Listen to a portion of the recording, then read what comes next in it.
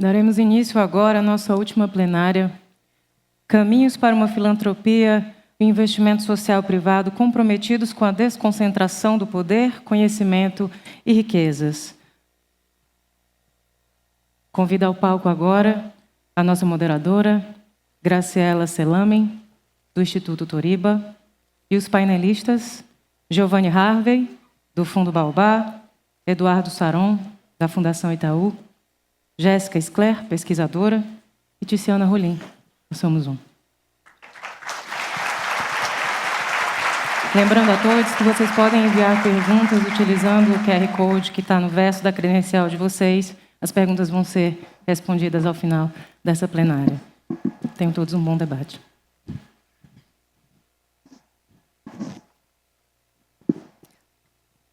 Obrigada. Bom dia, acho que já é boa tarde. Boa tarde a todas, a todos, a todes. É muito difícil começar um painel sobre futuro diante da tragédia, né? Mas eu queria convidar para essa conversa, a partir da convocatória da última frase do vídeo. Tudo começa com um sonho. O futuro também. E a gente está vivendo em tempos de disputa sobre o nosso futuro, sobre os nossos imaginários de futuro. A gente recebe muita mensagem de indústrias poderosas de que o nosso futuro está caminhando em direção à distopia. A gente vê isso nos filmes de Hollywood, a gente vê isso nos anúncios, a gente vê isso na indústria cultural. E a gente, na Toriba, gosta de trabalhar com futuros sempre no plural, porque eles estão sendo disputados agora.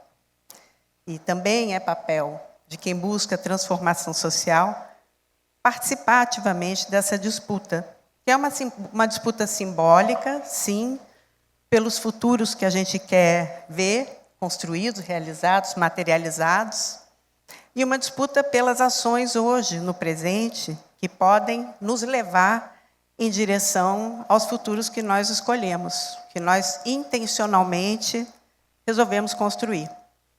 E não sucumbir ao medo do futuro distópico e à paralisia que o medo gera, né? Então, eu queria convidar vocês para fazer essa conversa a partir desse olhar, dessa convocatória, de que tudo começa com um sonho e a gente vai continuar sonhando, juntas, juntos, juntos, né? Então, eu queria dar as boas-vindas e agradecer as pessoas que estão aqui compondo o painel, a vocês todas por estarem aqui com a gente e celebrar esse 13º Congresso do GIF. Eu estou feliz de estar fazendo essa moderação no 13º Congresso, eu gosto muito desse número, e celebrar os próximos 30 anos do investimento social privado e da filantropia no país, né? E eu chamo celebrar porque a convocatória é para imaginar o futuro a partir do sonho e já começar a celebrar aquilo que a gente sabe que é capaz de desenvolver, de desenhar, de construir, de materializar, né? É muito bom fazer essa conclusão desse evento com esse chamado sobre olhar para o futuro, né? Queria celebrar também o fato da gente estar em Fortaleza, o fato desse deslocamento de corpos para essa parte do Brasil. Eu acho que foi uma decisão brilhante da organização do evento, do GIF, nos trazer para cá, porque a experiência desses outros territórios é a experiência da riqueza mais verdadeira, a riqueza de quem nós somos como país, né? E a gente precisa se dar conta, conhecer, aprofundar e pensar o futuro a partir de outros lugares também. Isso é uma viagem do pensamento, é uma viagem do mundo, né, das intenções, dos planos, e também é uma viagem dos corpos. Então, estar aqui faz muita diferença e a gente agradece a recepção também aqui em Fortaleza. A gente sabe, ouviu ao longo desse congresso, muitas vezes, né, o pensamento da comunidade, né? A ideia do que é possível de mobilizar e de transformar a partir do sentimento de comunidade. Eu senti esse sentimento de comunidade muito presente nesse evento. Talvez porque estarmos todas aqui, não termos que voltar para casa, né? Estarmos hospedadas no mesmo hotel, aquelas que são de fora, enfim. Mas essa presença permanente aqui, esse compartilhamento dessa sensação de que somos, sim, uma comunidade, um coletivo, né? E é uma convicção para nós de que o futuro ele só é possível em comunidade. A gente ouve falar, a partir, né, de um olhar de um pedaço de uma elite norte-americana que, aparentemente, hoje domina a indústria, né, sobre a qual a gente tem construído o nosso trabalho. Não dá para dissociar o que a gente faz do universo digital. E é uma visão que a gente precisa de um foguete espacial ou um bunker para poder disputar o futuro. E não, a gente está aqui junto para mostrar que a gente faz essa construção a partir de um outro lugar que é o único capaz de dar sentido à continuidade da vida e de garantir a continuidade da vida, que é o sentido de comunidade, é o sentido de solidariedade e é o sentido de humanidade, né? Então, é esse que eu queria chamar, né, para a gente também reconhecer, né, aqui hoje, de que lugar que a gente está desejando fazer essa conversa sobre futuros. E aí a gente sabe que os futuros se anunciam, eles mandam recados através de tendências. Se a gente olhar atentamente, a gente consegue ver algumas delas já sendo ponto de conversa no nosso universo, o universo da filantropia. Eu queria convidar a Tiziana para refletir sobre uma dessas tendências, que já é uma onda muito consistente que a gente está vendo se formar, né? A gente está vendo o anúncio de uma grande transferência de renda, né? Uma transferência geracional. Então, nos próximos 20 anos, uma quantidade, um volume muito significativo de dinheiro, de renda, vai passar para a mão de outras pessoas, de uma outra geração, ou outras gerações, né? E uma significativa parte desse recurso vai para a mão de mulheres. Então, eu gostaria de saber, de ouvir a Tiziana refletindo sobre isso. A gente abriu esse evento com uma mulher que é filantropa, está fechando esse evento, ou concluindo com uma mulher filantropa. Isso é uma coisa para ser celebrada. E eu gostaria de saber o que essa internacional e essa transferência de dinheiro para as mãos das mulheres pode significar para o futuro da filantropia. Graça, obrigada.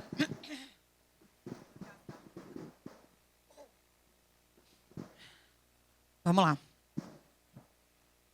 Então, a gente tem estudado alguns números sobre isso e diz que nos próximos 5 anos, mais rápido ainda, vai ter uma transferência de 100 trilhões de dólares para a mão de uma outra geração. Hoje, 1/3 do dinheiro está na mão das mulheres. Nesses 5 anos, mais de 50% vão para a mão das mulheres. Então, a gente tem aí algo a celebrar. Mas eu queria fazer uma continuidade. O tempo não está conforme combinado. Eu quero entrar no meu tempo bem direitinho, tu me avisa. Tá. Eu queria chamar para um ponto de atenção. Essa notícia é incrível, porque a gente sabe que precisamos ter igualdade de gênero, equidade de gênero. A gente precisa trabalhar para isso, não só nesse lugar financeiro, em todas as esferas, mas o dinheiro, ele na mão de mulher, ele vai direcionar isso, né? Mas eu vou fazer um chamado, um ponto de atenção a partir da minha experiência. Eu gosto sempre de falar, obviamente, eu estudo muito e trago dados, mas eu amo falar da minha experiência, do que eu sinto, do que eu vivo. E na minha trajetória, eu venho de uma empresa familiar e trabalhei 21 anos na empresa da família, apesar de, por ser mulher, ter tido dificuldade de ingressar nessa empresa por ser mulher. Então, eu sou uma mulher branca, privilegiada, que tem empresa familiar, tive dificuldade. Você pode imaginar mulheres pretas, periféricas, indígenas. Então, esse é o lugar que me move profundamente. E como eu falei aqui, eu tomei essa decisão, né? Eu fiz toda uma transição na minha vida, de tudo. De carreira, de dinheiro, meus investimentos hoje estão 100% em impacto, de doar boa parte dele. Mudei até meus filhos de escola, foram para a Pedagogia Waldorf, que é um lugar que eu acredito que é educação para mudar o mundo, do que a gente está construindo aqui. Então, eu fiz muitas mudanças na minha vida, mas eu fiz isso a partir de uma escolha. Eu queria falar da energia masculina e da energia feminina, que está em homens e mulheres. Então, quando eu tive esse desafio para entrar na empresa da minha família, eu não me escondi, nem me abati, e eu fui trabalhar em outros lugares. E depois de 4 anos, eu entrei na empresa da família. Mas isso me fez ativar a minha energia masculina ao máximo e esquecer a minha energia feminina.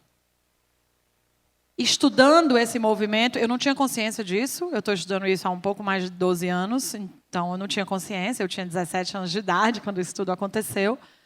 Mas hoje eu falo, no sistema capitalista patriarcal que a gente vive hoje, todas nós, mulheres que estamos aqui, com certeza tivemos que ativar muito mais a nossa energia masculina do que a feminina para sobreviver se a gente está em lugar de liderança. E isso adoece a gente. E esse desequilíbrio interno de cada um de nós, para mim, é o desequilíbrio externo que nós estamos vivendo em todos os sistemas. Político, social, ambiental, qualquer um da sociedade. Então, eu acho que a raiz do problema é urgente a gente olhar para isso. E eu quero dizer que enquanto eu estava atuando a partir dessa energia, eu era uma mulher reproduzindo o mesmo sistema capitalista patriarcal. Desculpa, eu não tinha consciência disso. E como é que a gente vai receber esse recurso e ter a oportunidade de mudar esse sistema? E ter a oportunidade de fato, mudar o rumo do jogo? Então, eu convido todas as mulheres aqui presentes para olhar para esse lugar. Eu só consegui fazer isso quando eu tive consciência de que a minha energia feminina estava no porão amordaçada. E eu estava adoecendo. E eu estava reproduzindo aquilo tudo que eu criticava. Então, quando eu fiz isso, e foi óbvio, eu mudei dentro e depois que eu mudei fora, foi óbvio, as minhas escolhas foram óbvias. As consequências dessa mudança interna, eu aprendi em um dos retiros que eu fui, que o que não está dentro não está em lugar nenhum.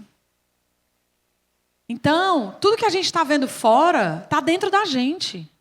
Como é que a gente pode pensar os próximos 30 anos a partir da mudança que a gente quer ver no mundo dentro da gente? Esse é o convite que eu faço nesse momento. E aí, nesse lugar, gente, eu mudei até a minha forma de olhar para a filantropia.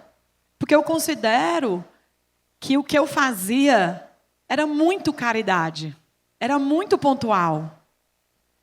E aí eu quero dizer uma coisa, no Brasil, a gente ainda precisa fazer isso, porque um prato de comida é importante, é urgente, a gente precisa. Mas se a gente se limitar a isso, a gente não vai sair desse lugar. Então, eu vou dizer uma frase um pouco forte, mas eu me deparei com isso. Na sensação que eu tinha quando eu ajudava alguém, tinha uma sensação boa, positiva, mas tinha uma necessidade de ser reconhecida como essa mulher filantropa, gentil, generosa, que ajuda, e eu queria fazer isso cair por terra. E eu falei, essa caridade que mantém a pessoa no lugar e não vai para a justiça social, fazendo ela sair, andar, caminhar numa mobilidade social, ela pode ser vaidade, gente. Então, eu continuo. É óbvio que eu continuo dando comida, mas a partir de um outro lugar de consciência.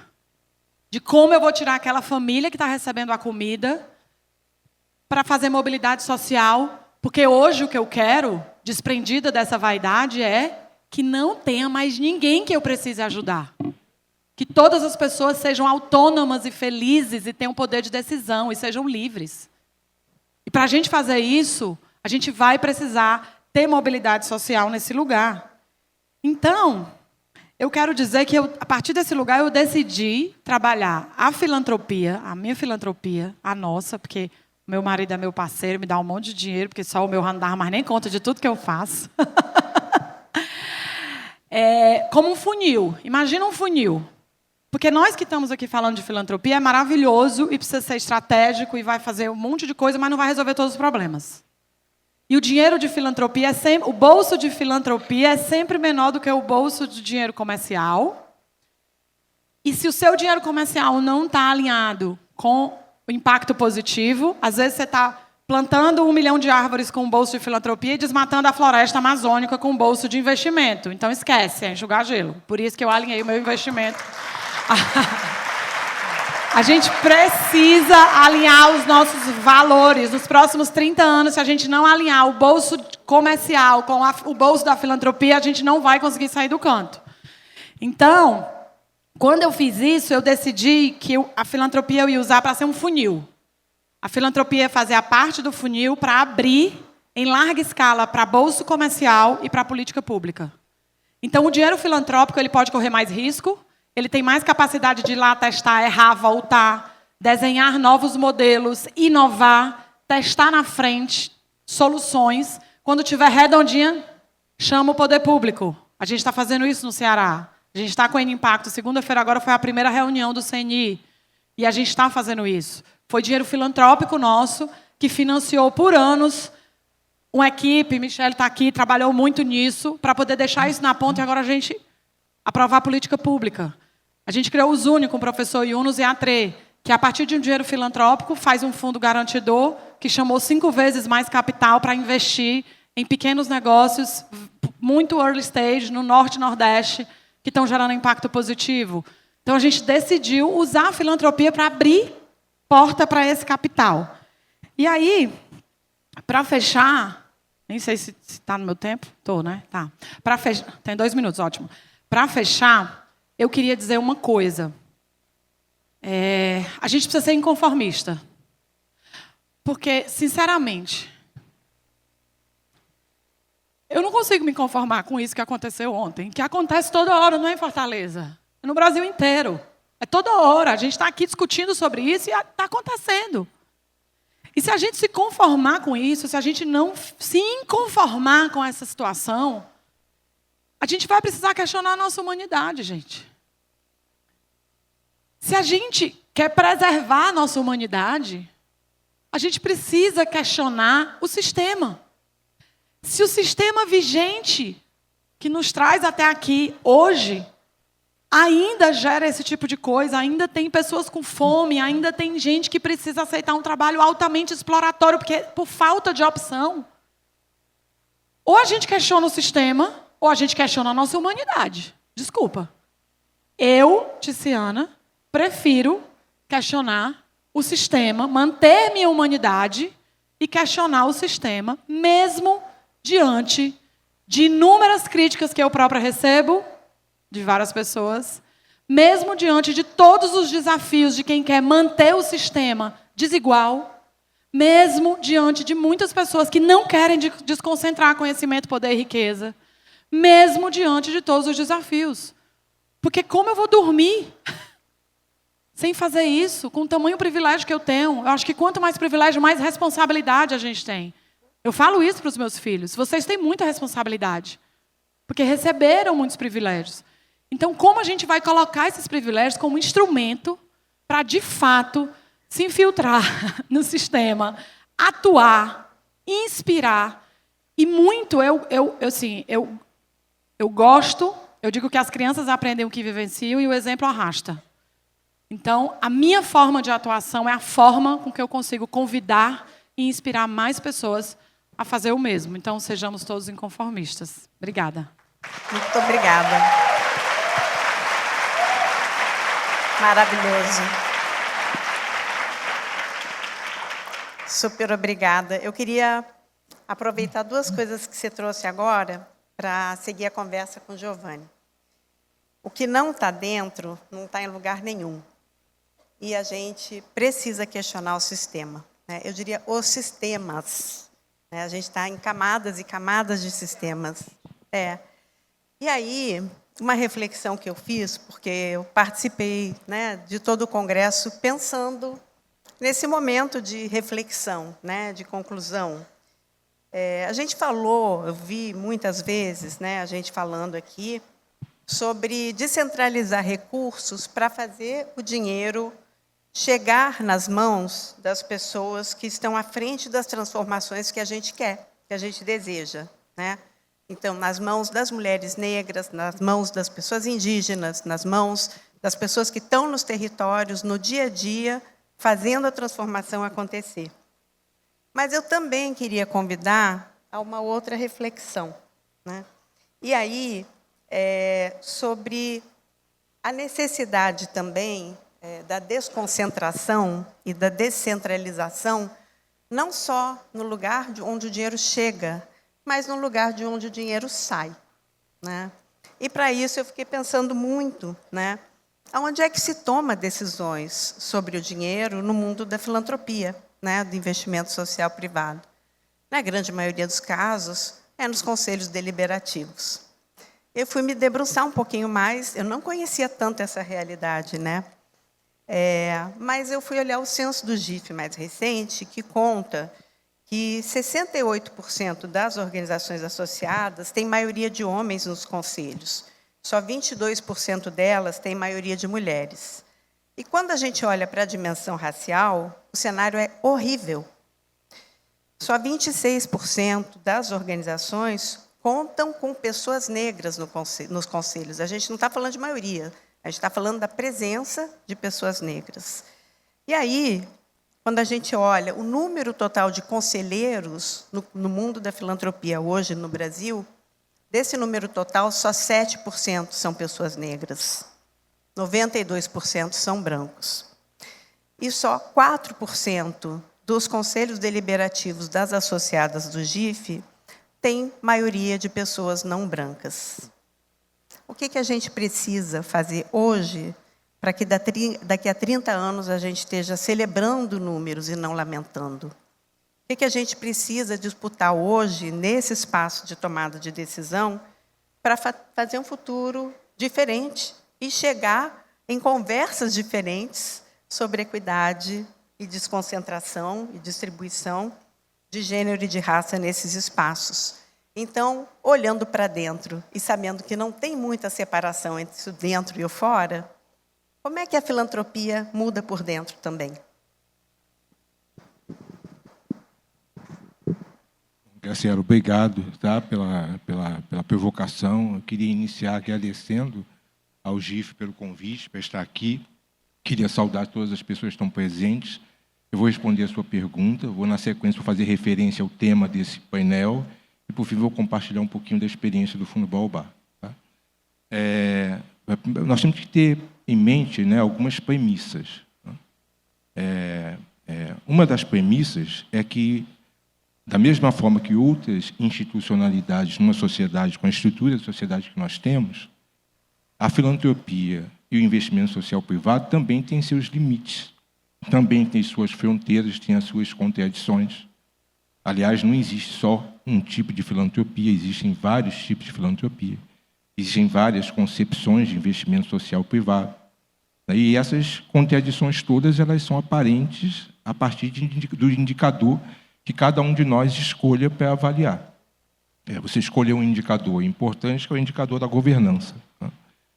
O que eu posso dizer, quer dizer, a partir de uma pergunta que traz no bojo dela a própria resposta, é que isso expõe os limites e as contradições da filantropia e do investimento social privado numa sociedade de classe, no qual as pessoas continuam reproduzindo estereótipos.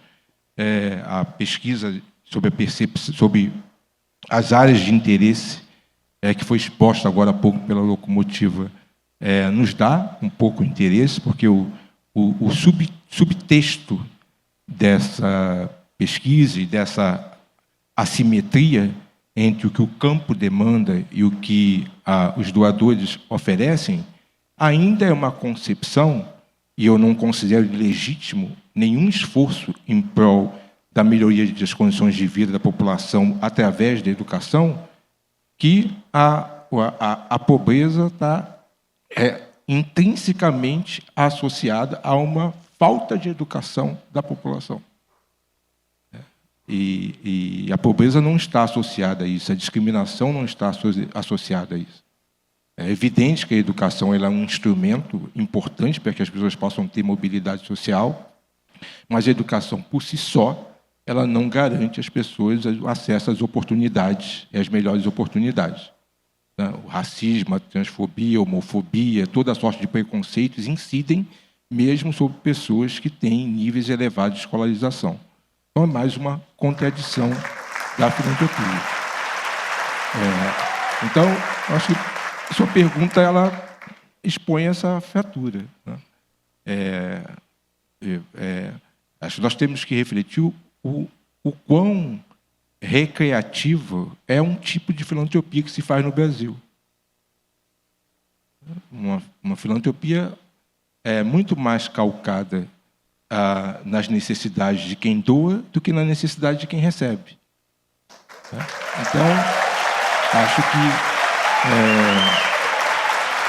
o caminho seria por aí, né? O que fazer para que nós possamos, de alguma forma, mudar isso nesses próximos 30 anos? Eu acho que tem algumas coisas concretas, né? Por exemplo, em relação à governança. Estabelecer meta. Sabe, eu fui da iniciativa privada a maior parte da minha vida. E a iniciativa privada ela tem meta para tudo.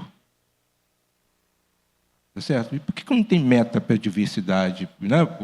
Por que não tem meta para aspectos que são tão relevantes para nós a julgar por tudo que tem sido discutido? Né? Eu acho que estabelecer meta para a governança não precisa ser uma única meta, eu acho que é isso, volto a dizer,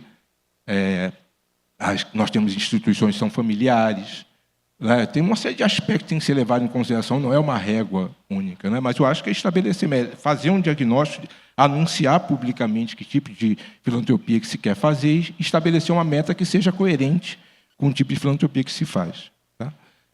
Partindo para a questão do tema da mesa, eu acho que tem uma série de aspectos que nós podemos levar em consideração. Eu sempre falo, o futuro ele é socialmente construído. Futuro é uma coisa, destino é outra coisa. Tá? Então, futuro, se nós queremos ter um determinado futuro, nós temos que olhar quais são as variáveis, quais são os vetores, quais são os fatos portadores de futuro. Ontem nós tivemos o resultado do conclave lá na Capela Sistina. Então, nós tivemos a escolha de um homem de 69 anos, salvo engano, que vai ser o sumo pontífice pelos próximos 20 anos, possivelmente. Isso é um fato portador de futuro. Então, quais são os fatos portadores de futuro que nos impactarão ao longo dos próximos anos? Né? O debate sobre clima, né? a consciência de direitos por grupos minorizados. Então, é uma ilusão essa extrema-direita acreditar que o movimento LGBTQIA+ vai recuar. Não vai recuar. Que o movimento negro vai recuar. Não vai recuar. Que o movimento de mulheres vai recuar. Não vão recuar.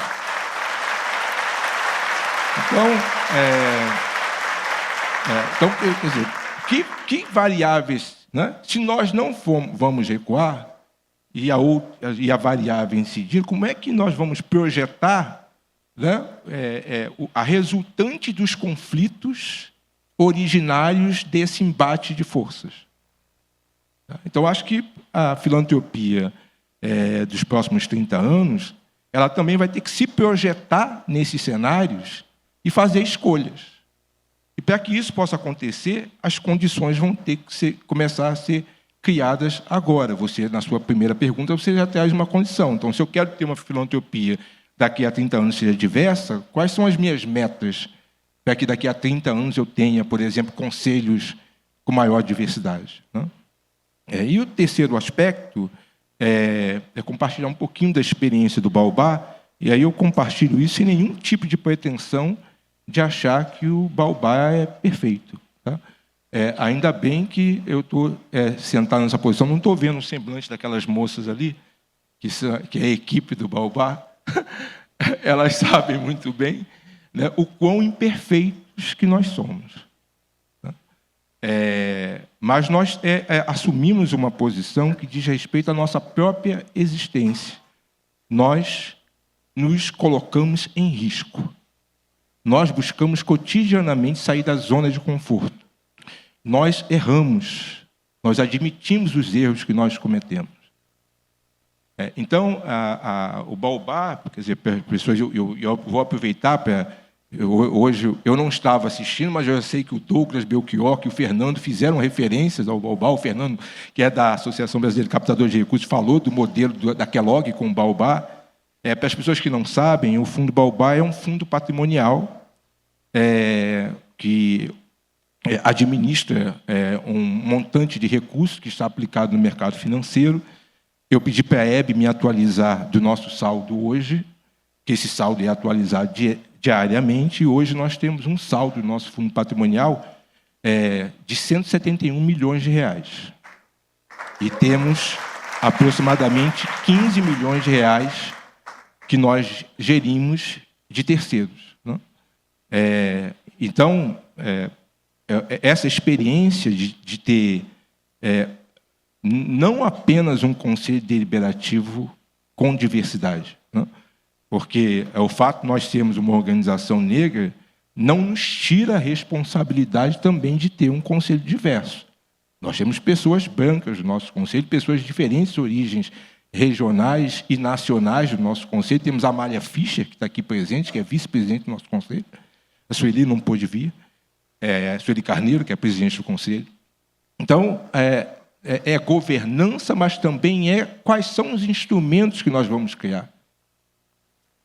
Qual é a concepção que nós temos de filantropia? Né? Então, tentando, de alguma forma, atender ao que Douglas e o Fernando mencionaram hoje, que já foi mencionado por outras pessoas, pela própria Amália, o exercício dessa autonomia nos permite, por exemplo, até o presente momento, ser o maior doador institucional para a Marcha das Mulheres Negras. Nós doamos R$1.250.000 para a Marcha das Mulheres Negras. Nós doamos R$500.000 para a Sociedade Protetora dos Desvalidos, que tem 192 anos e nunca havia recebido uma doação institucional. Então, o exercício dessa autonomia não é apenas de conselho, é da própria institucionalidade e é a capacidade que se tem de olhar nos olhos do movimento, olhar os olhos do campo e dar respostas atendendo às necessidades do campo e não às indiciocracias pessoais ou institucionais.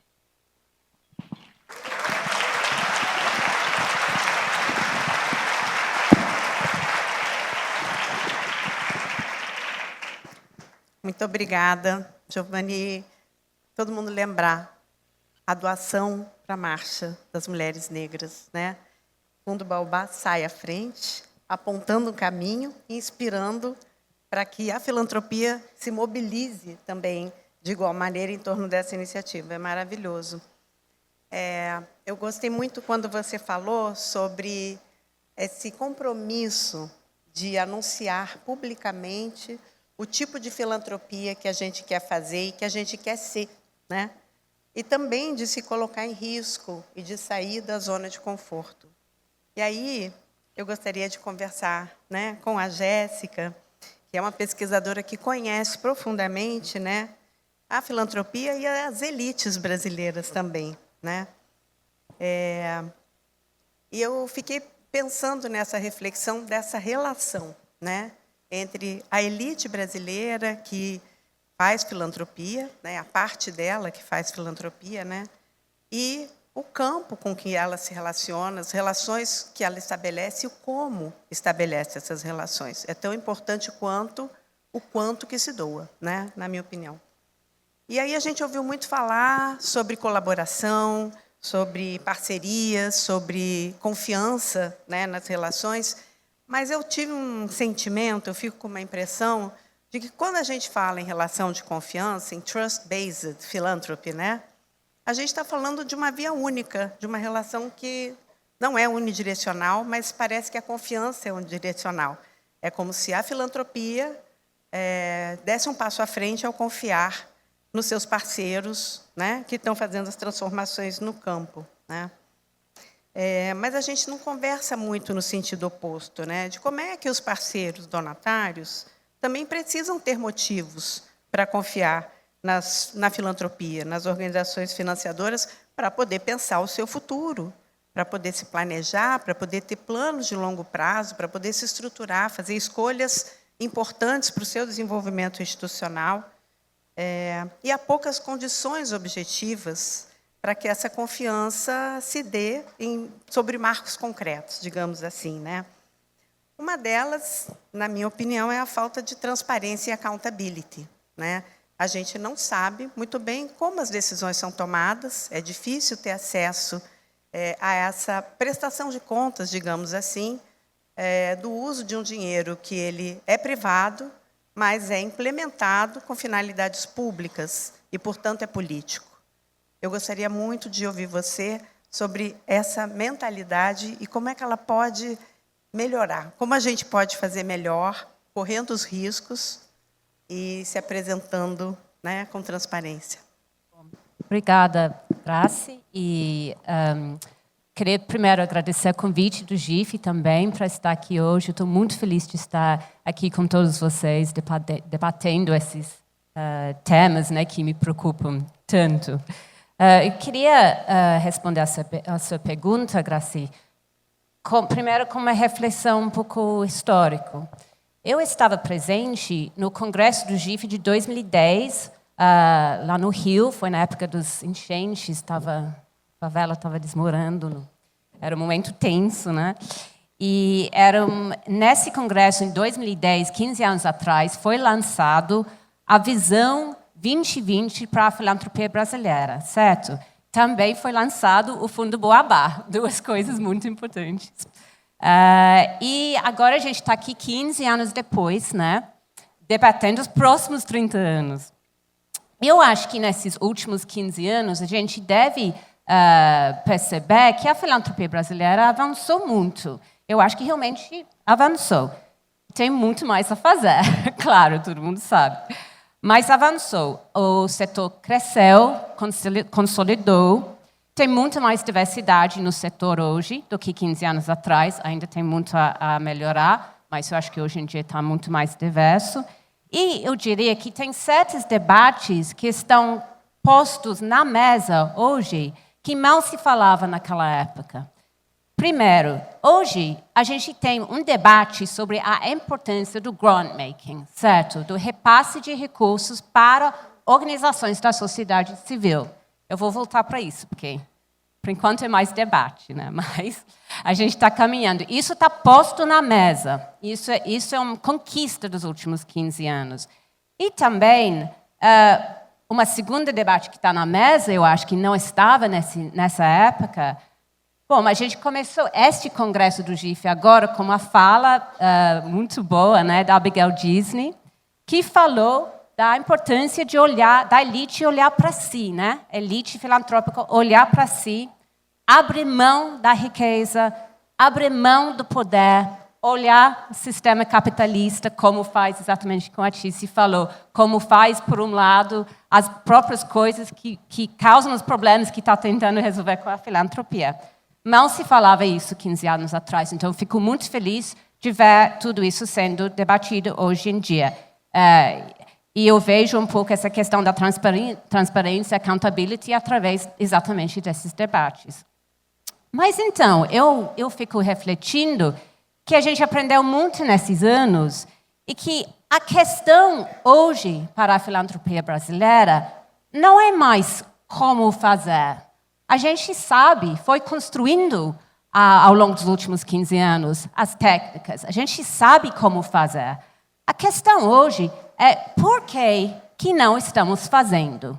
Com toda essa sabedoria, toda essa infraestrutura, a maior parte da filantropia brasileira não está fazendo, né? Claro que tem exceções muito importantes. E algumas pessoas estão aqui, muitas pessoas estão aqui fazendo, né? Mas, por exemplo, sabemos agora que precisamos de grant-making. Acho que todos nessa sala concordam com esse fato. E a rede como a próprio Boabá, muitas outras organizações, trabalharam muito nos últimos 15 anos ou mais para montar um arcabouço de fundos para estimular e possibilitar isso. E os fundos ainda não vêm, né? Desculpa, o dinheiro ainda não vem. Começa a vir, trickling, né? Mas não chega na quantidade que precisa. Sabemos que a elite tem que abrir mão de riqueza e poder e que realmente para fazer uma filantropia eficaz e coerente precisa olhar como isso está alinhado com os seus negócios, suas ações nas outras esferas. Mas a elite brasileira, na sua maioria, ainda não quer ouvir isso, né? Não quer agir dessa maneira. Então, eu acho que o maior desafio para os próximos 30 anos de filantropia e para alcançar essa accountability, essa transparência na própria ato filantrópico, é enfrentar essa questão e pensar junto como que as coisas que sabemos que precisam acontecer podem realmente começar a acontecer no setor, né? Eu acho que grande parte desse desafio é a gente pensar com quem estamos falando e quem está ouvindo, né? A fala da Abigail Disney foi maravilhosa e foi seguida por muitas outras falas maravilhosas ao longo dos últimos 2 dias. Mas eu acho que, de certa maneira, quem realmente precisava ouvir desse recado não estava aqui na sala, né?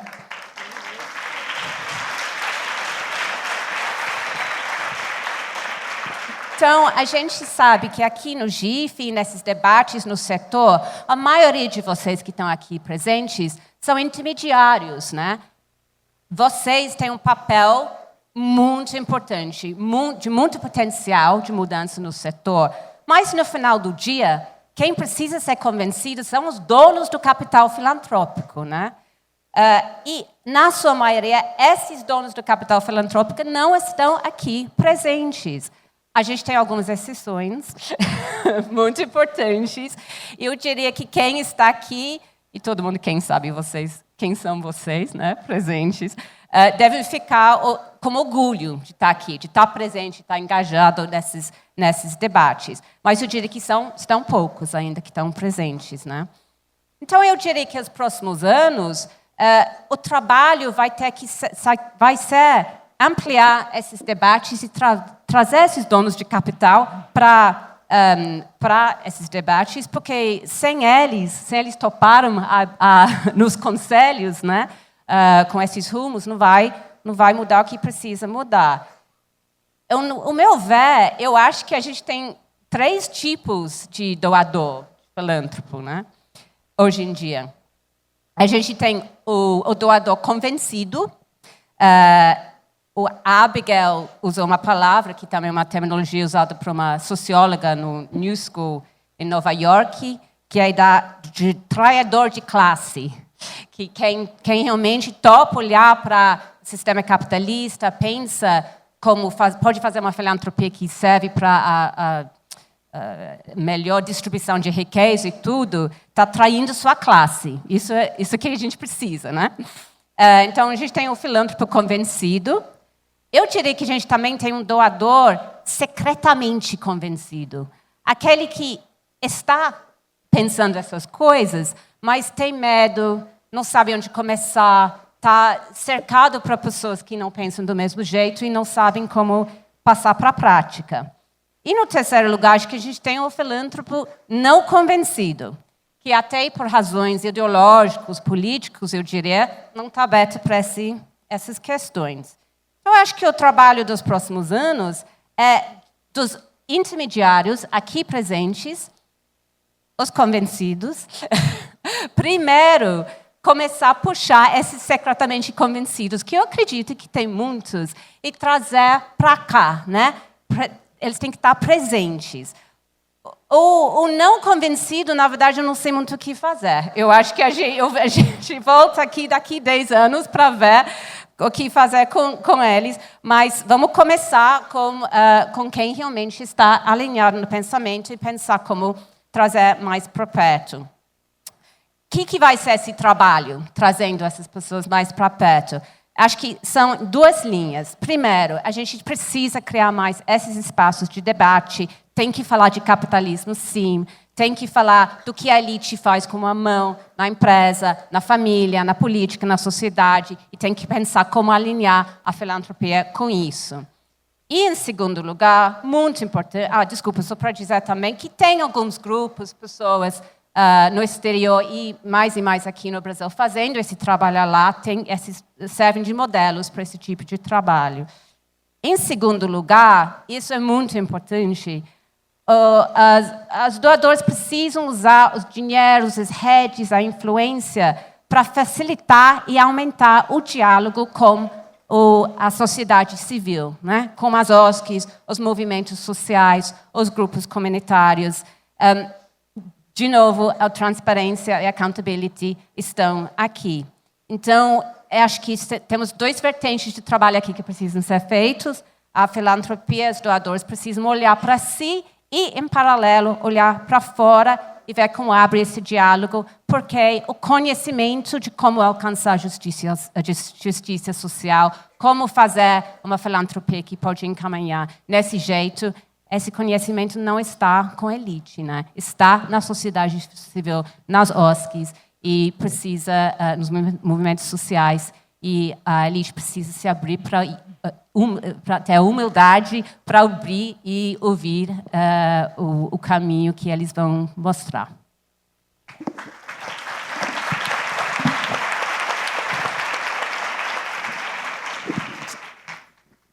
Obrigada, Jéssica. Queria pescar essa última palavra que você trouxe, humildade, que é tão importante. Também não tem futuro sem humildade, né? Porque é parte do processo da gente pensar o futuro, uma parte essencial de qualquer processo de pensamento de futuros, é reconhecer e honrar o passado, né? E, muitas vezes, reconhecer o passado também é reconhecer onde que a gente falhou, o que a gente deixou de ver, o que a gente deixou de fazer, ou o que a gente não fez a tempo, né?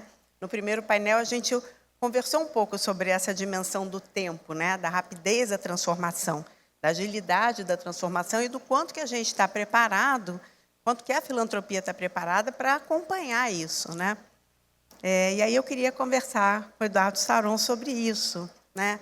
A gente estamos chamando esse momento que a gente está vivendo de policrise, metacrise, são múltiplas crises se atravessando, na verdade, são múltiplas transformações profundas em andamento, né? E do lugar de onde eu olho, né? Meu trabalho, historicamente, tem sido no campo da tecnologia, foi no campo da tecnologia. A tecnologia é uma dimensão que atravessa todas essas, né? Essas crises ou essas transformações, né? E a gente vem nesse trabalho tentando sensibilizar a filantropia para entender melhor como trabalhar com tecnologia há 25 anos, né?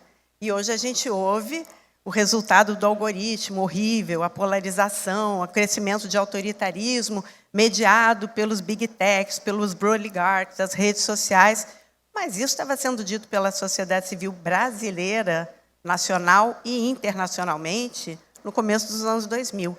A Bianca Santana lembrou a gente muito bem no primeiro painel. Teve um momento em que a gente desenvolvia tecnologia, a gente tinha agência nesse campo.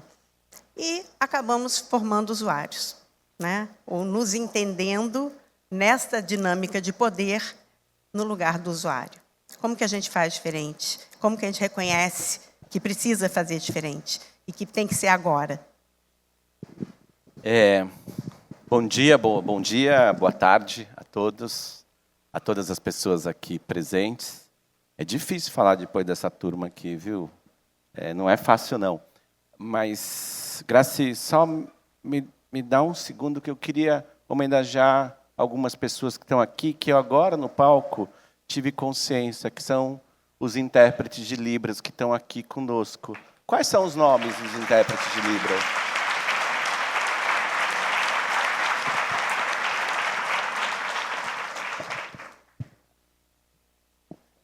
Anderson Gomes, Islândia e Renata.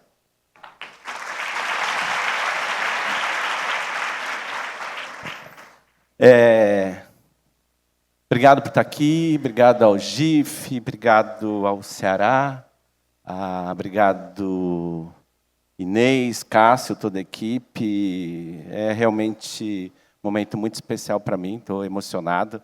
E vou tentar aqui organizar minhas ideias junto com vocês. Se eu falhar, tem tudo que eu vou falar lá no meu LinkedIn, tá? E se eu falar alguma coisa estranha, também vocês podem falar, você está falando uma coisa diferente lá no LinkedIn.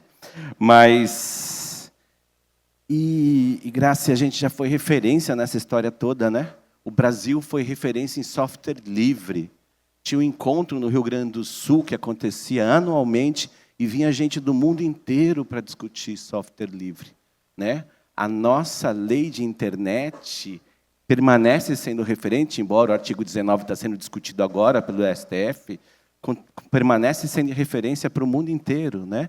Então, e onde a gente perdeu esses lugares, né? Onde a gente perdeu esse protagonismo, onde nós, como importante liderança no Sul Global, estamos se desconectando com tudo isso, né? E você falou bem, são tempos de múltiplas crises, mas também múltiplas possibilidades, né? E a gente está diante de um inferno astral de mudanças profundas para vários lados, né? Quando o Cássio falou dessa mesa dos 30 anos, dos próximos 30 anos, eu naturalmente compreendo, né, para fazer uma alusão até o tempo do GIF, né, Giovanni? Aliás, um tempo que eu queria fazer uma homenagem a essa instituição. O meu primeiro livro que eu li sobre terceiro setor, muitas das pessoas aqui nem tinham nascido, foi um livro do GIF, uma capa azul, onde tinha um G com várias estrelinhas, acho que alguns aqui se lembram.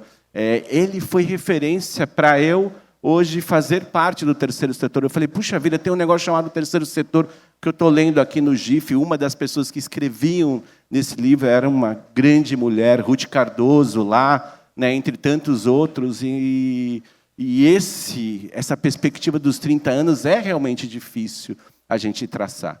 E aí, pensando que o mundo é cada vez mais beta, cada vez mais um mundo que está sendo criado, e esse processo de criação talvez seja a maior beleza, onde a obra pronta e acabada talvez não seja a nossa prioridade maior.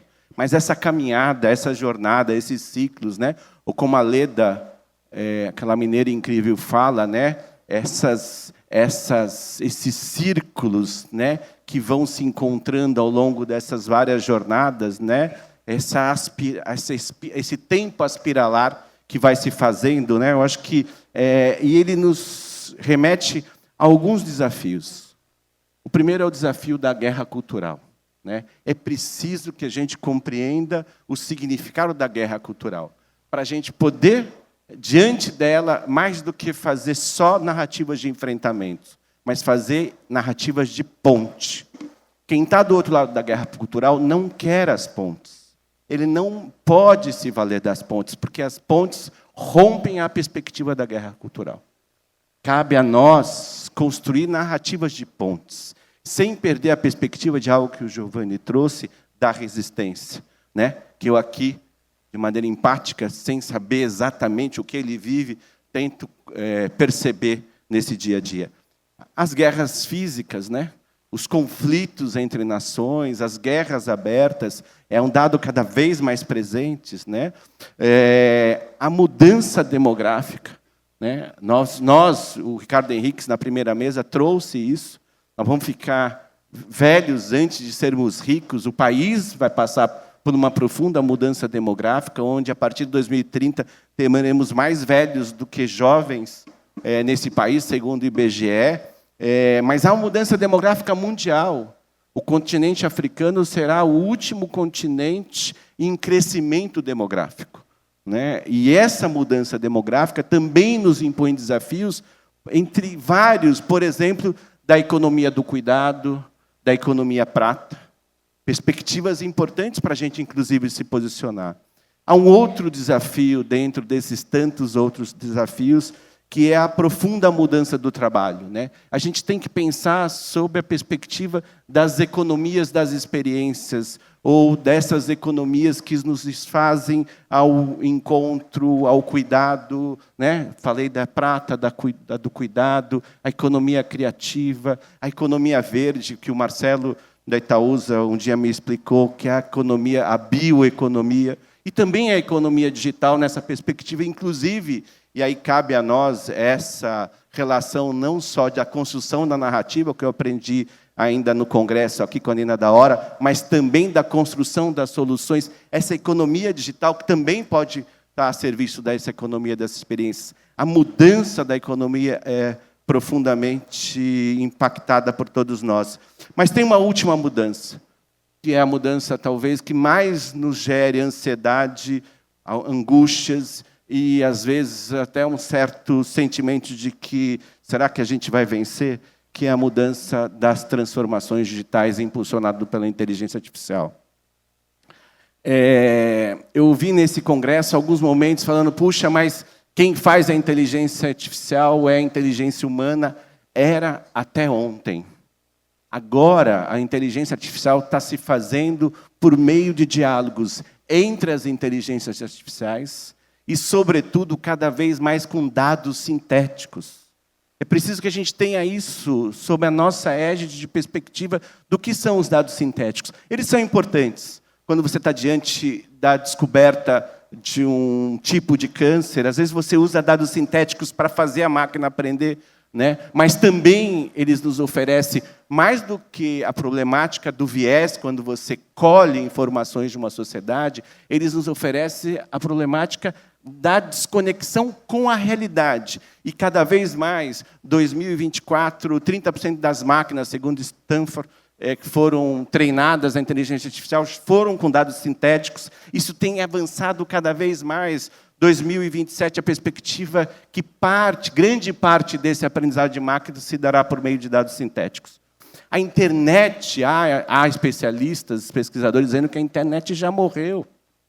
Grande parte dela é feita pelos bots, pelos dados sintéticos, pelas simulações digitais que estão postas ali, não pela nossa relação, não pela nossa interação. Aliás, a internet, né, que a Grace falava e vivenciou muito esse momento, sob a perspectiva do acesso, hoje sob a perspectiva da radicalização, né? E esses dados sintéticos, esse lugar da virtualidade, para mim, nos impõe uma nova perspectiva e silenciosa e dura perspectiva de desigualdade. E o que eu tenho chamado de desigualdade sintética, onde o sujeito, onde as pessoas, aqueles que não podem optar, estão cada vez mais empurrados só para a virtualidade, estão cada vez mais empurrados só para o consumo desses dados sintéticos. Aqui, assim como é na alimentação, uma alimentação sintética, transgênica, né?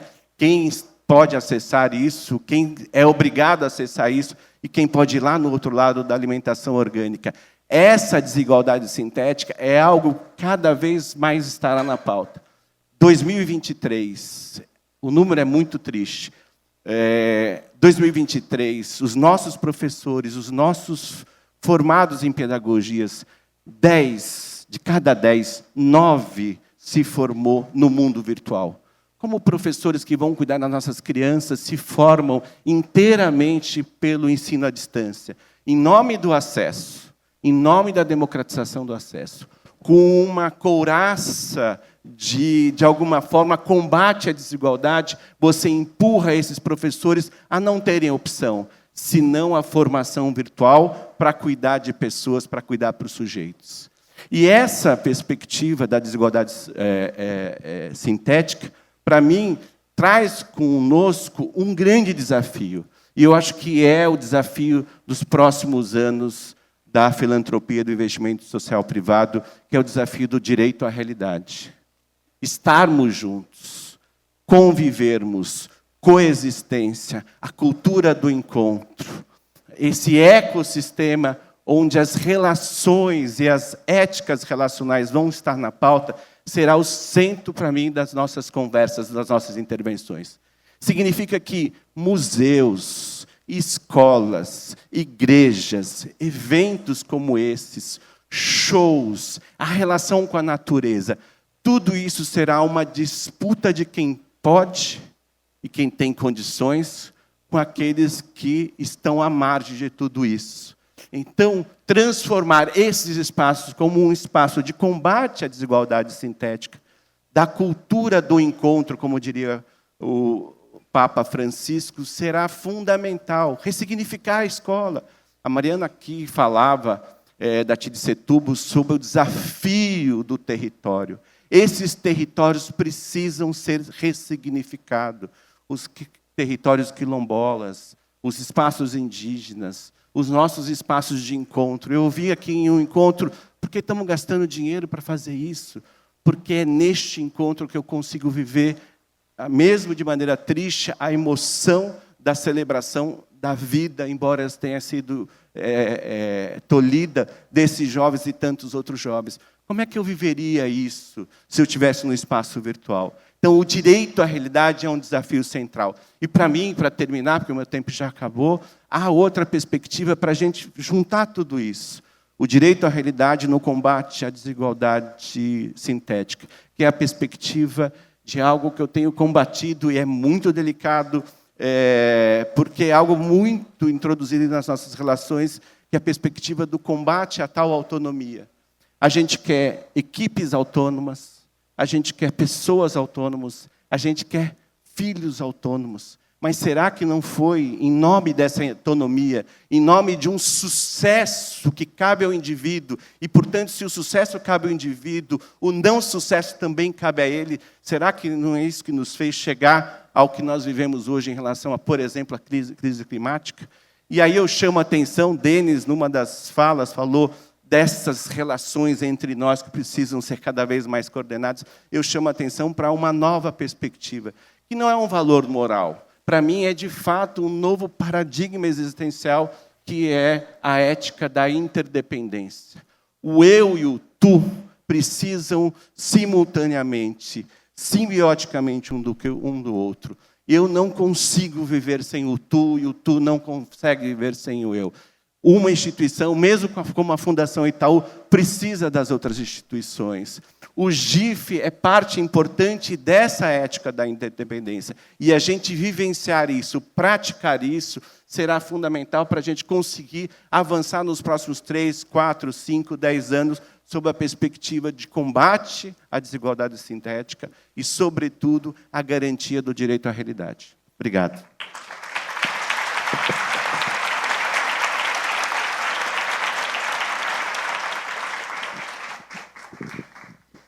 Obrigada, Saron. Eu vou trazer um pouco das perguntas que chegaram. Eu vou organizar em 2 perguntas e oferecer para o painel.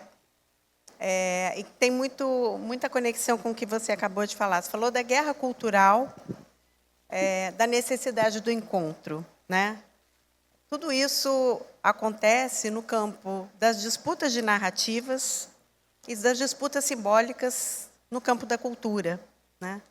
E se a gente for olhar para os investimentos da filantropia no Brasil, o recurso que vai para esses campos é muito pequeno. Não é relevante, não dá para fazer a transformação. Principalmente quando a gente está falando das narrativas que vêm dos territórios e da cultura que acontece nos territórios. Essa vida vivida, essa vida do encontro, essa consciência ou essa sabedoria do encontro é no território que acontece, né? Como é que a gente vira isso, né? Como é que a gente conversa melhor com a filantropia para olhar para essas dimensões, né, das histórias, das narrativas e da cultura como elementos centrais de transformação, né, que não podem ser deixadas de lado e não são menores do que nenhum outro tema. Então, para fazer disputa cultural, a gente precisa de cultura e espaços vivos de cultura e diversidade de cultura e vibrância na cultura, né? Então, essa é uma pergunta que eu vou deixar para você. Tem outras 2 perguntas que também, né, se aproximam desse tema, que também tem a ver com a narrativa, mas é mais objetivamente também nessa lógica de construir pontes, que é assim, ó, como é que a gente fala, como é que a gente adapta ou, né, desenvolve as nossas narrativas para falar a mesma língua desse filantropo que não está aqui, né? conversar, para sensibilizar, para dialogar, né? Como é que a gente vai para esse lugar deles, para esse campo deles, né? E a outra diz respeito exatamente a essa mesma questão. Existe um desafio sistêmico para dialogar com os representantes das organizações filantrópicas, né? E aí não é nem só o filantropo, é também com os representantes dessas organizações. Como é que a gente atravessa essa ponte? Como é que a gente fura essa bolha para consolidar mais diálogo, mais escuta, mais troca com a sociedade civil? Então, gostaria que você começasse, depois vou pedir para a Tice, para a Jéssica e para o Giovanni falar sobre essa questão de como a gente fala com essa dimensão do poder filantrópico que parece tão longe da gente. Sobre o Marcelo falou aqui numa das mesas que ele conduziu, como a gente é privilegiado, né? A gente tem conselheiros como o Neca Setúbal, a gente tem conselheiros como a Ana Lúcia Vilela, a gente tem conselheiros como Alfredo Setúbal, pessoas que estão conectadas não só à filantropia do dia a dia da Fundação Itaú, mas a outras ações. Acho que é importante esta conversa entre eles e entre esta elite para convencer de que não há outra saída. Sendo pragmático, já não há outra saída. E sendo, do ponto de vista da construção, né, de um país mais feliz, é preciso ser encarado isso, né? Imagina, nós temos hoje meninos e meninas nas escolas, no ensino médio, e lá quando se forma, no último ano do terceiro ano, cada 100 meninos e meninas, cada 100 jovens, só 5 sabem matemática. Então, se você for pragmático, né, eu acho que essa também a conversa vale, nós estamos comprometendo a produtividade de um país. Não há como se imaginar, em tempos de novas economias, que os nossos trabalhadores não saibam matemática minimamente. Para ser pragmático, ferrou, não tem produtividade. Se não tem produtividade, não tem riqueza. Agora, sob o aspecto do pensamento solidário, da perspectiva de um país mais justo, não há como combater desigualdade sem combater esse imenso monstro que se chama educação brasileira quando está diante do analfabetismo funcional ou desse tema da matemática. Então, há 2 caminhos, o do pragmatismo, e tem argumentos para o pragmatismo, e a gente vive isso com um conselho, né? Às vezes tem um conselho mais pragmático, a gente vai para fazer este diálogo ou para o campo já de uma consciência, de fato, mais libertária. Bom, em relação à construção de pontes, né? Eu acho que, sim, é desejável, mas a construção de pontes pressupõe o respeito às identidades. Não existe possibilidade de se construir ponte pela negação do direito de existir das pessoas. Então, eu acho que tem que ter uma régua mínima para construir pontes, né? Quando nós lidamos com ações que visam, por exemplo, invisibilizar a orientação sexual das pessoas, negar as identidades étnicas, estigmatizar os movimentos sociais sob a peste de identitários, não tem como construir ponte dessa forma. Eu acho que para construir ponte é preciso reconhecer que o outro existe, reconhecer que o outro existe direito, que é um sujeito, uma sujeita de direitos, uma pessoa de direitos, que merece direitos, que tem direitos intrínsecos à sua existência, e sentar-se à mesa. Eu acho que a partir daí nós podemos pensar em construir pontes, mas eu acho que sem reconhecimento das identidades não há como. Absolutamente. Obrigada, Giovanni. Grace, esse desafio das narrativas é o meu desafio atual. Eu costumo dizer que quem veio até agora, assim, com essa fala, já veio. Os outros a gente vai precisar mudar de narrativa para poder trazer mais pessoas. Mas eu estou um pouco sem esperança nesse lugar. Assim. Então, olha que eu sou uma pessoa esperançosa. E aí, eu quero dizer uma coisa, assim, 2, na verdade, nesse ponto. Primeiro, eu acho que na hora que a gente acordar de novo a energia feminina nos homens e nas mulheres, a consequência vai ser a gente chegar mais junto nesse lugar. Vai facilitar. A narrativa que a gente está usando aqui vai chegar mais fácil. E essa mudança não é. A gente vai precisar de todo mundo. Homens, a gente vai precisar de vocês. Despertem sua energia feminina, pelo amor de Deus. Pelo amor da deusa, né? A gente vai precisar dos homens também. E assim, a energia masculina, as propriedades dela é vai lá e faz, ela é pragmática, ela é racional, ela é rápida. É muito importante. O como é que a gente precisa olhar? Porque a energia feminina ela vai trazer a comunidade, a intuição, a colaboração, né? Então, um é o fim, o outro é como, é o meio. Os dois precisam estar equilibrados, não tem melhor ou pior. E aí, por que eu estou dizendo isso? Porque eu acho que se a gente não alcançar isso, e a gente não vai conseguir, o problema não vai ser a narrativa, vai ser que a pessoa não vai se abrir mesmo, sabe? E aí eu tenho uma frase que eu queria dizer aqui, que quem me escuta já deve ter ouvido, mas eu vou dizer de novo.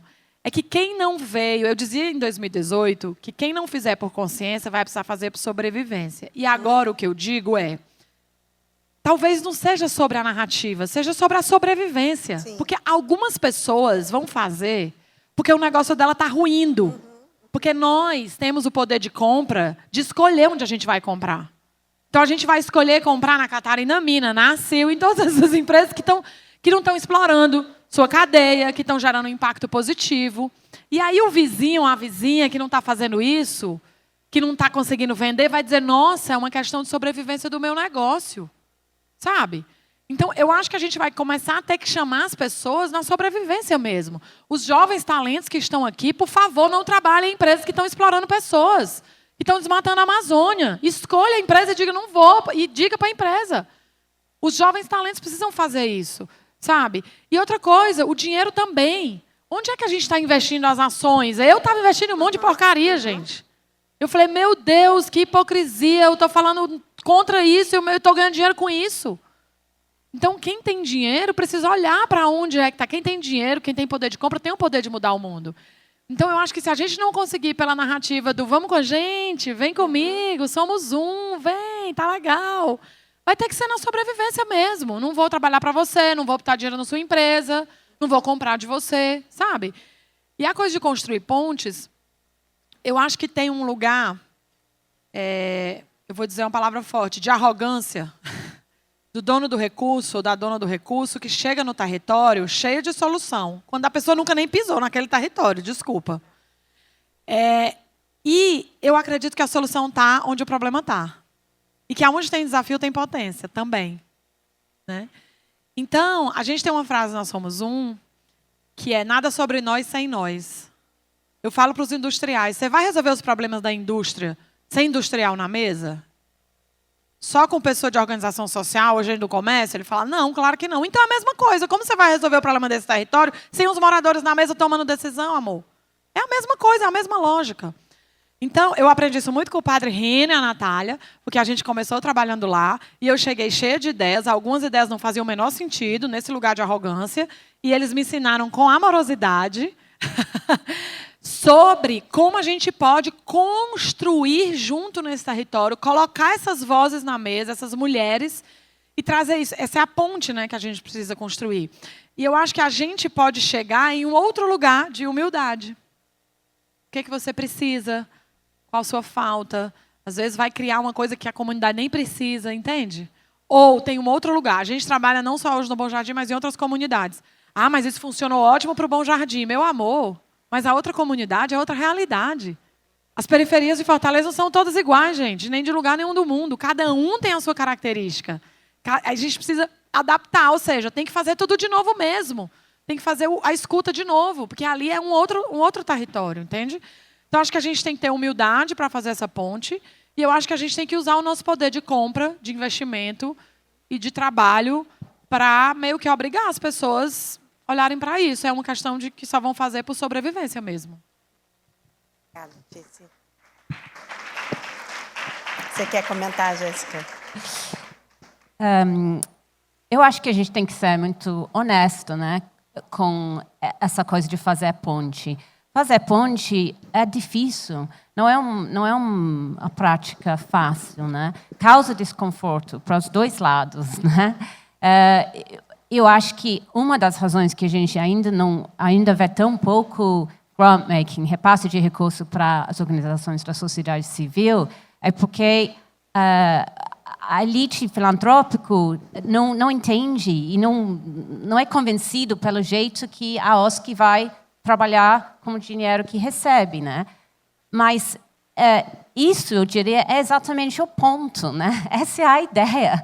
Inclusive, eu acho que se você é um doador, você doa um dinheiro para uma OSC, e a OSC faz exatamente do jeito que você imaginava que ia fazer e deveria fazer, tem algum problema, está errado, né? A ideia é exatamente que tem um outro tipo de conhecimento e sabedoria nas comunidades, nas OSCs, sobre o futuro, sobre chegar em outra realidade, sobre alcançar a justiça social, né?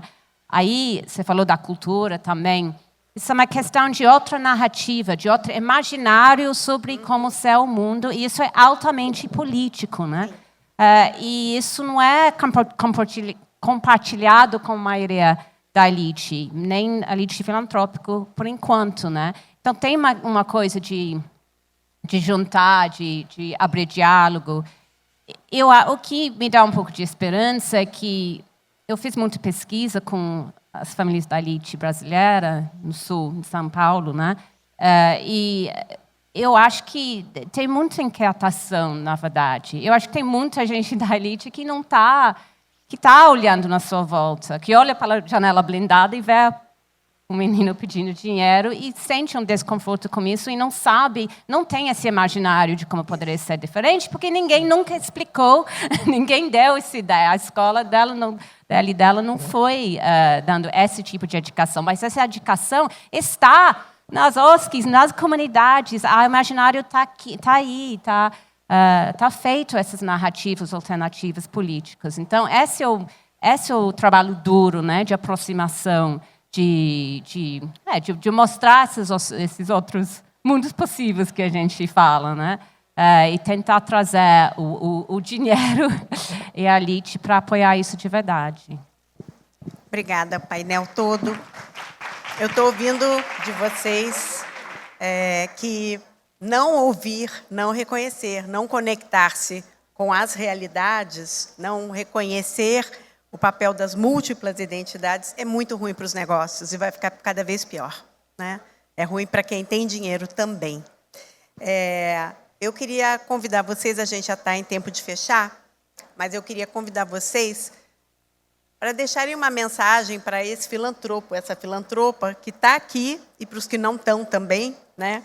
Com relação ao seu compromisso com o futuro, né? O que vocês querem dizer para essas pessoas, para a gente dar passos adiante juntos em direção ao futuro que a gente quer construir?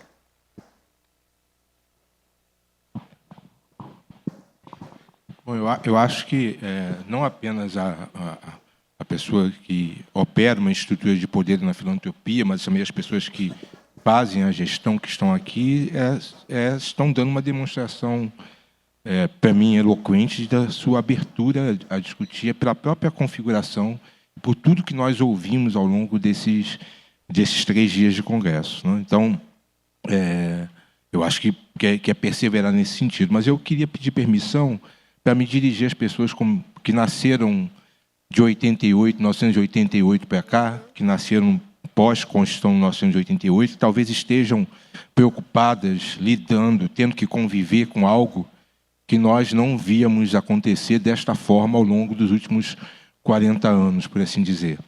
Eu queria dizer a essas pessoas mais jovens que o quadro é delicado, infelizmente ele pode piorar, mas que a democracia ela vai prevalecer.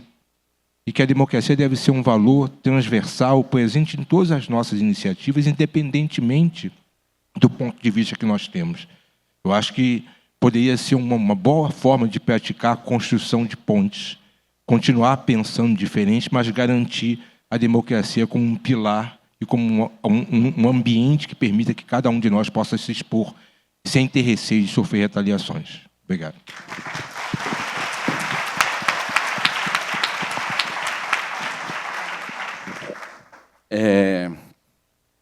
Para me repetir, a gente tem que apostar em ressignificar os territórios, as escolas, as igrejas, os museus, as bibliotecas, os lugares de encontro familiares, esses espaços, né? Isso é fundamental. Os projetos, as ações, os produtos que tiverem, né, nessa sintonia, ao meu ver, serão fundamentais para um tempo muito complexo que virá à frente. Há 2 dias saiu uma notícia de um rapaz de Arizona que foi assassinado há 3 anos e ele voltou no seu julgamento para falar com o assassino. Inteligência artificial. A família pegou as imagens dele, depois do julgamento acabado, depois do assassino condenado. A família pegou as imagens dele, a família pegou frases dele, pegou a voz dele e construiu um vídeo onde ele termina o julgamento de ele falando com o assassino sobre o que ele vive, o que ele sente, enfim. Este é o lugar da não-realidade, em que hoje a gente ainda tem conexão com a realidade, porque as memórias e o tempo presente ainda nos permite fazer o discernimento do que é real, do que não é real. Daqui a 30 anos, daqui a 40 anos, vocês viram as imagens do Papa aí com Jesus Cristo, um belo vídeo, emocionante, enfim, é óbvio que aquilo não é real. A gente tem discernimento, pensamento crítico para isso. Mas daqui a 30 anos, 40 anos, esse é um tema fundamental para a filantropia nos próximos tempos. Para terminar, eu aprendi com os cearenses. Há 1 mês, quando eu vim aqui na Pinacoteca do Estado, um lindo equipamento cultural, não deixa passar, é uma referência brasileira. Eu fui ver uma exposição em que eu aprendi uma coisa belíssima. E o nome da exposição é emblemático, e eu só vou falar no finzinho aqui, que o agricultor cultiva a terra, faz o plantio para esperar a chuva. E tem um termo cearense que eu aprendi, que chama-se bonito para chover.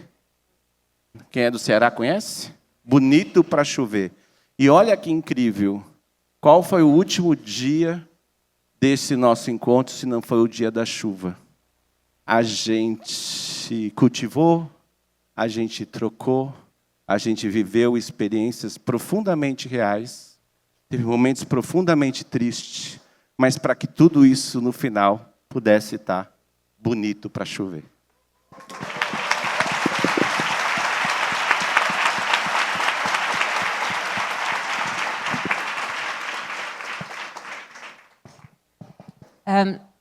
Só para fechar, então, esse pensamento sobre o futuro da filantropia, queria mais uma vez olhar para o passado e dizer que, ao meu ver, eu acho que o projeto filantrópico do investimento social privado aqui neste país, eu não acredito que ele foi realmente pensado no começo como um projeto de acabar com a desigualdade e para trabalhar no sentido da justiça social. Ele nasceu nos anos 90 como um projeto cooperativo de apoiar o desenvolvimento do capitalista no país, no momento da redemocratização do país, né? E ele não foi alinhado naquela época com o outro projeto, movimento grande que estava acontecendo, que era a organização da sociedade civil organizada, o nascimento das ONGs e tudo, que este movimento, sim, tinha um objetivo político da justiça social, dos direitos humanos, equidade racial e tudo. Então, se falamos hoje em dia, e se queremos ver para o futuro, uma filantropia brasileira realmente comprometida com a justiça social, vai ter que mudar algumas chaves, né? E a mais importante deles é maneira de trabalhar com a sociedade civil. Eu diria que os doadores brasileiros têm uma sorte enorme de ter uma sociedade civil tão dinâmico, tão organizado, tão capacitado aqui na frente da sua casa, né? Tem que dialogar com ele, tem que aceder poder de decisão riquezas, entender que tem a sabedoria aí para trabalhar realmente no sentido dos direitos humanos e a justiça social. Então, eu deixo aqui para fechar. Acho que o futuro é realmente trabalhar esse diálogo e ser humilde e passar os recursos, a possibilidade da sociedade civil encaminhar o futuro do país.